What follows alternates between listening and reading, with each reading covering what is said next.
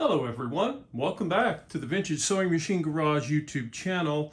Today I wanted to do a follow-up on a table that I have been making videos on. This is a table that I purchased, and there was actually no machine in the table. I needed the table for a machine, or thought I did, and so I applied the Howard's Restor-A-Finish. You saw that in earlier videos. And really got lucky, right? It managed to clean up a lot of the scuffs and scars. Is it showroom original? No, but it is light and day better. And I have a theory which tells me that when something is cared for or in good shape, it is actually more likely to continue to be cared for than if it's in rough shape.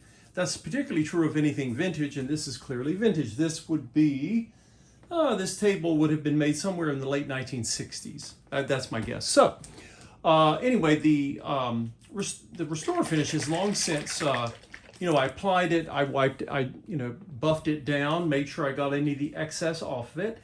And it's been sitting for at least a week now, or longer actually. So what am I taking? There are lots of different products you can use when you're polishing. And I would imagine that other waxes or products might work over this. But this is by the same company. This is called Feed and Wax. It's wood polish and conditioner. And has sort of an orange smell to it, or at least to my sense of smell it is. And so what I'm going to do, I'm going to apply it with, this is a piece of material I had used for test stitching. It's long since been, actually let me get a clean one. You can see this is one of the sample pieces that I use when I'm doing test stitching, and it waste not want not, as they say. So I shook up the bottle of the Feed and Wax. I put it right on here, and I'm just basically going to come across, and hopefully this, by my doing this, this will help make the table resistant to further staining. Now it's not, this is not a urethane. This is furniture polish, right? So putting this polish on here does not mean that you can put a water glass on it. This is one of the reasons that I'm going back with a rag here. I'm just going to wipe up any of the excess, and it'll give it a nice kind of a sheen or a luster. Now, the thing to recall or remember about this is that there's a reason that wood laminate, imitation wood laminate, became so popular in the 1960s and 70s, and one of the reasons for that was that people used to polish their furniture a lot, probably more than they needed to, but they were trying to care for it, because remember, furniture has, furniture of this era, I should say, they had lovely stain colors and varnishes, but those varnishes were vulnerable to moisture, to scratching, and I'm just basically, I've opened the table up, and come here, and I'm going in and doing the inside as well. These little areas, these little button looking things you see on the end here, or on this end right there on the left, those are little cork pads that I installed. There were felt pads here before, and you can go back with felt pads. You can buy them in a hardware store. I think I got the cork in the hardware store, and I went back with these pads so that when the lid is closed, it doesn't slam too hard onto the table itself, and it was designed to have them. So your table may or may not have come with them, but this one did. And I'm just going to come right across here. If you're curious as to why there's a rubber band here, it's because, and I may have shown this technique, I will be putting a machine into the table, and I'll be propping up the hinge pins there so that I can do it solo. And I'll talk more about when I go to install the machine. If you're not able to do that yourself, you can always get someone to help you. But if you are trying it by yourself, the rubber bands can be of use. They're like an extra set of hands, sort of. All right, so I'm going to come here. I had to reattach these little cork pads, like felt pads. They have adhesive, but I managed to knock that one off just by brushing it. And the reason you see them here is because they act as a pad for the front edge of the machine body when it's installed. Not all tables came with those, but this one did.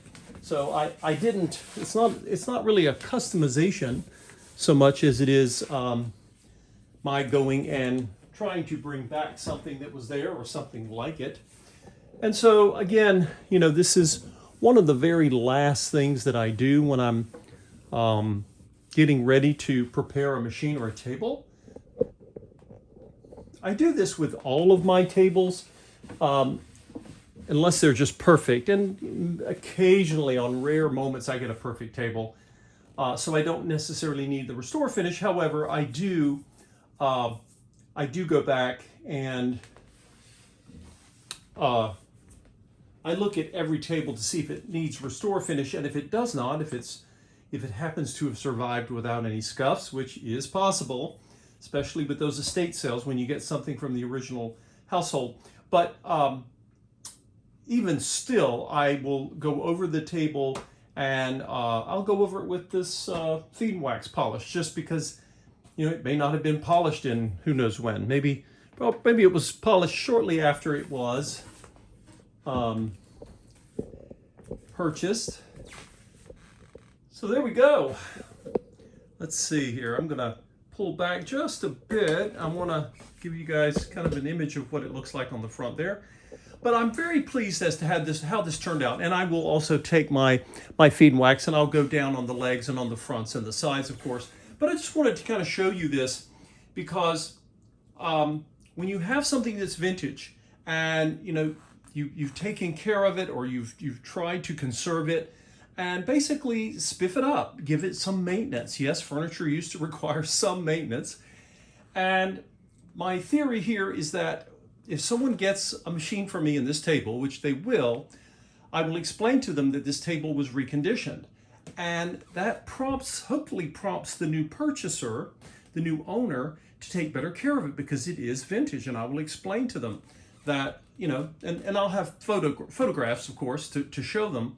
But it's really helpful when you get something. It's a funny psychology. When something's in really great shape and it's vintage, maybe it's more likely to be better taken care of in the future. I don't know if that's true, but it's just a hunch that I have. Put your comments down below and let me know what you think.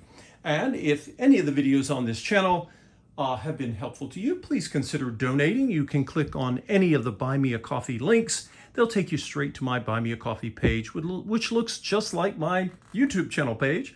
And you can donate as much or as little as you like. It really will help support my efforts to continue to rescue and adopt sewing machines, sewing machine cases and tables and all of the accoutrements that go with them, so that I can rescue them, demonstrate them here on the channel, and then find new homes for them. Because if we don't rescue these machines, whether it's me or someone else, or maybe it's you, maybe you've gotten interested in the hobby, these machines need to be rescued so they can be used. And if they're not, then they probably end up in the recycler or, worst case, the landfill. I would not be shocked if there are a lot of them sitting in landfills around the world, especially in the developed world. But here we are. So on a Sunday evening in afternoon light, we now have a table that is, if not 100%, is, in my estimation, I'd say it's about 95% back to looking the way it did when it was brand new. And I hope a new owner will appreciate it as much as I have. And I hope you did too. Take care, everyone. We'll see you next time.